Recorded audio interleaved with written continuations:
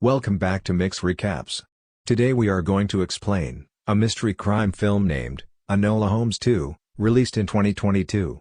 Before we start, spoiler ahead, watch out and take care. At the start of the film, Enola Holmes running from the local police. As she gets to an alleyway, she addresses the viewers and takes them back to how she got herself into this situation. Since her last adventure, Enola has started her own detective agency, but she has not been able to escape the shadow of her more famous brother, Sherlock. Their mother, Eudora, is also still on the run, while Tewkesbury is continuing his crusade for reform in England, and although Enola misses him, she says she has no time for distractions.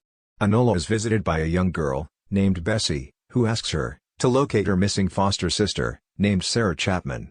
Bessie brings Enola to her home, next to a match factory, where orphan girls are being forced to work.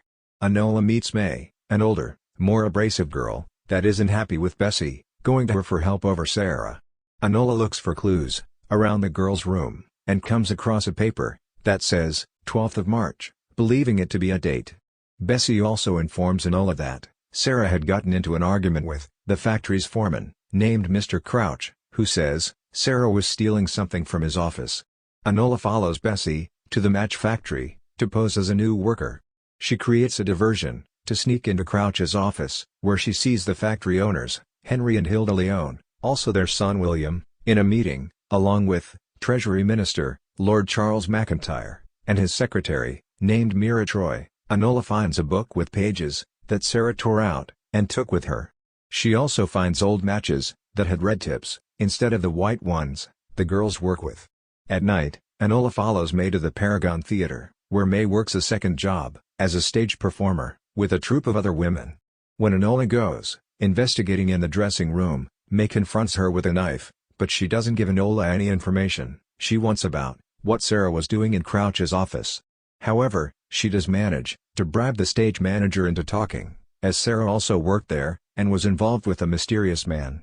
The manager gives Enola a poem that Sarah received. As Enola walks alone, she is followed by a man with a cane.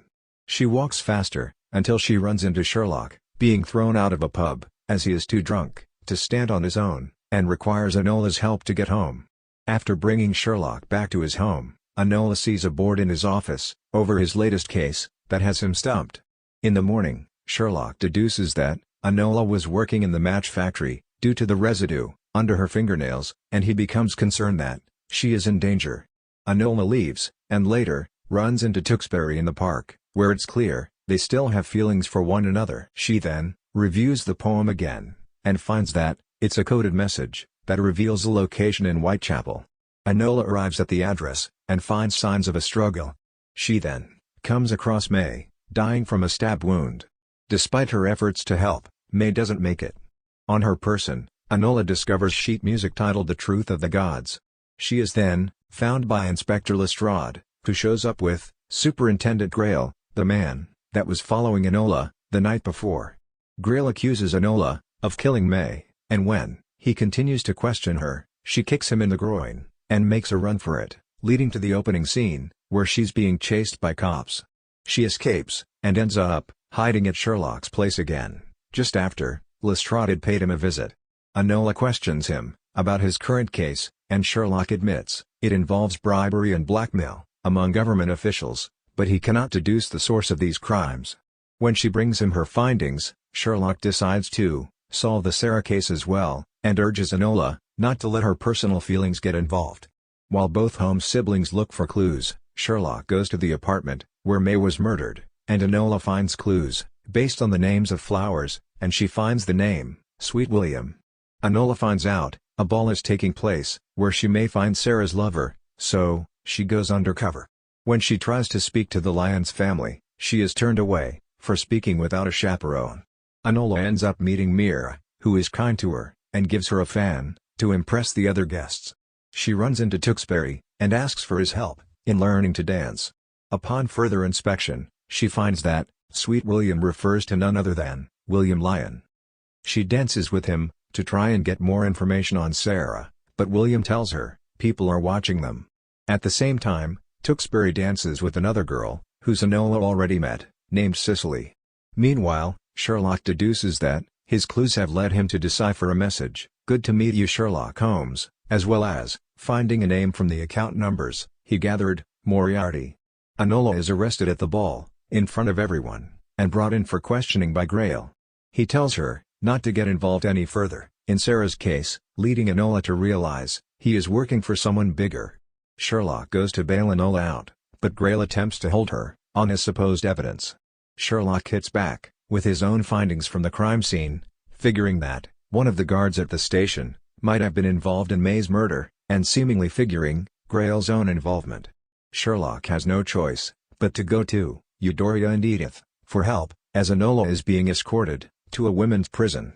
The ladies stage a breakout and take Enola with them. On the ride out, the ladies use smoke bombs to get the pursuing guards off their tails. Enola talks to Euphoria about the case, having learned that the match girls at the factory were dying from what is allegedly typhus. Grail pursues and causes the ladies to crash their carriage. He attempts to have all three arrested, but they kick the guards' butts and get away again. Enola then tearfully parts ways with Euphoria again, so that she may complete her mission. Enola returns to Bessie and finds nearby flower pots containing traces of red and white matchstick tips. She figures that the white tips contain phosphorus, which is the actual cause of death for the girls at the factory. Enola goes to Tewkesbury for help, but has to hide when Cicely shows up, as she was already working with Tewkesbury on the case. Enola slowly realizes that Cicely is really Sarah, and that William was her secret lover. Before they head out to continue to solve the case, Enola and Tewkesbury admit their love for one another. Enola and Tewkesbury go to the factory, where Enola encounters Sherlock. He tells her that their two cases are connected, and he has found reason to prove her innocence in May's murder. They find William dead in a chair, having been murdered as well. Enola finds clues suggesting Lord McIntyre had been conspiring with William's father, saving monies by replacing the match tips with the cheap phosphorus that's been killing the girls. Using more clues from the sheet music, the siblings and Tewkesbury figure that they are being led to the Paragon Theatre. The heroes meet Sarah at the theatre, where Enola told her the news of William's death to her. Sarah has a list of the girls who were killed by the phosphorus to make sure they receive justice. They are found by Grail and his goons, with Grail holding Bessie with a knife to her throat. Bessie bites his hand and runs free, leading to a fight between the heroes and villains. Sherlock and Tewkesbury fight the goons, while Enola is chased by Grail. In the fight, Enola uses a hook to ensnare Grail by the groin and pulled him upward, causing him to smash his head and break his neck against a wooden beam before he falls down dead. McIntyre and his own goons show up with Lestrade, and he orders for Sarah to be arrested. Enola and Sherlock then gather all their information and conclude that the mastermind behind everything was Mira, aka Moriarty. She attempted to blackmail McIntyre and the Lyons, but things got complicated when William stole their contract, and she hired Grail to help cover her tracks, which led to May and William getting killed for them getting too close to exposing them.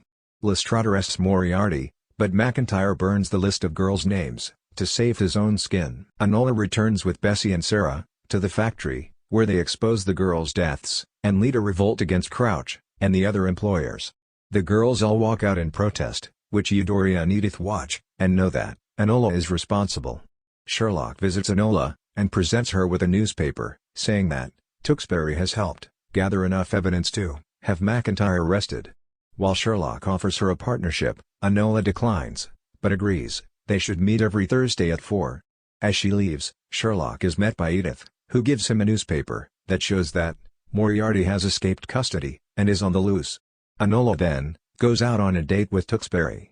During the credits, a man shows up to Sherlock's home to answer an ad for a flatmate. Despite some hesitance, Sherlock invites the man in. When asked his name, the man replies Dr. John Watson. From here, the film ends. Guys, thanks for watching, subscribe for more videos, and hit the bell icon. Keep supporting, thank you.